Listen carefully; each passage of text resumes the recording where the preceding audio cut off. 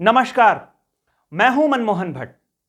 उत्तराखंड में अब मुख्यमंत्री पुष्कर सिंह धामी के चंपावत विधानसभा के उपचुनाव की चर्चा के साथ साथ राज्यसभा की एक सीट को लेकर भी चर्चा होने लगी है। उत्तराखंड में 10 जून को राज्यसभा के लिए मतदान होगा। जाहिर सी बात है, राज्यसभा का मतदान है तो विधायक ही मताधिकार का प्रयोग करेंगे। लेकिन उत्तराखंड की स्थानीय या प्रादेशिक इकाई जो है भारतीय जनता पार्टी की, उसने जो पैनल तैयार किया है उसमें ऐसा लगता है कि यह पैनल विधानसभा चुनाव के लिए तैयार किया गया है। आमतौर पर राज्यसभा के नामों का जो पैनल तैयार होता है उसमें एक या दो ही नाम होते हैं, लेकिन 10 सदस्यों का पैनल बनाकर उत्तराखंड बीजेपी ने केंद्र को भेजा है। जाहिर सी बात है, उत्तराखंड से राज्यसभा की एक सीट को लेकर भी अंतिम फैसला तो केंद्र ने ही करना है, या कहें पार्टी आलाकमान ने ही करना है। पार्टी का संसदीय बोर्ड जो है वो ही फैसला करता है। नामों की अगर हम बात करें तो उत्तराखंड के पूर्व मुख्यमंत्री त्रिवेंद्र सिंह रावत का नाम इस पैनल में शामिल है। पूर्व विधायक आशा नौटियाल का नाम शामिल है।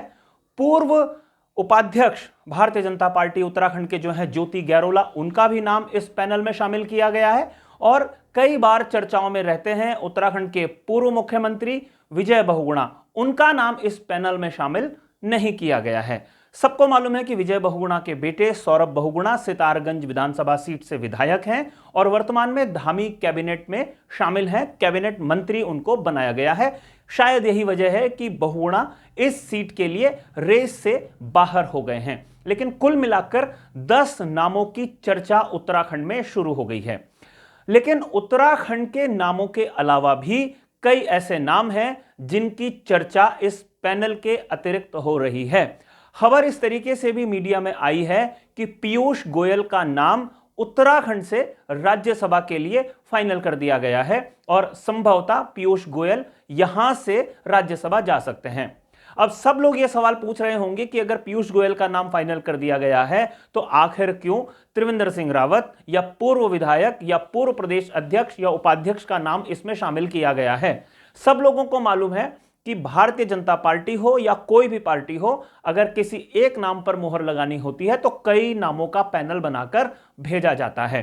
एक समीकरण यहां पर यह भी बनाने की कोशिश की गई थी कि गढ़वाल क्षेत्र का प्रतिनिधित्व लगातार पार्टी के भीतर, संगठन के भीतर, सरकार के भीतर कमजोर हो रहा है, इसलिए हो सकता है कि त्रिवेंद्र सिंह रावत का नाम फाइनल कर दिया जाए। लेकिन इसके उलट एक समीकरण यहां पर और यह भी बनता है कि त्रिवेंद्र सिंह रावत को अगर मजबूत किया जाएगा तो एक गुट पार्टी का नया खड़ा हो सकता है जो मजबूत हो सकता है और ऐसे में वो पार्टी के लिए या कहें पुष्कर सिंह धामी के लिए समस्या खड़ी कर सकता है। इसलिए त्रिवेंद्र सिंह रावत को फिलहाल आराम करने की ही सलाह दी जा सकती है, क्योंकि 2024 के लोकसभा चुनाव से पहले पार्टी कतई नहीं चाहती कि उत्तराखंड में किसी भी तरीके की गुटबाजी दिखाई दे या हावी होती हुई नजर आए। अब सबका ध्यान इस बात पर आकर अटक गया है कि केंद्र से किसके नाम पर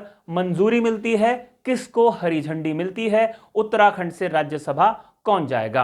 पिछली बार जब राज्यसभा का चुनाव हुआ था तो नरेश बंसल को पार्टी ने अपना अधिकृत प्रत्याशी बनाया था। अब इस बार कौन राज्यसभा उत्तराखंड से कोटे से पहुंचेगा, यह देखना बहुत दिलचस्प है। और सबसे ज्यादा दिलचस्प यह देखना होगा कि कौन होगा जो राज्यसभा पहुंचेगा। क्या वो उत्तराखंड का ही निवासी होगा या केंद्र बाहर से किसी व्यक्ति को राज्यसभा उत्तराखंड के कोटे से भेजता है। साथियों, हमारी यह रिपोर्ट आपको कैसी लगी जरूर बताइएगा। अगर यह रिपोर्ट आपको पसंद आई हो तो इसे लाइक कीजिएगा, इसे शेयर जरूर कीजिएगा। और अगर आपने अभी तक इस चैनल को सब्सक्राइब नहीं किया है तो इस चैनल को भी सब्सक्राइब आप जरूर कर लीजिए। नमस्कार।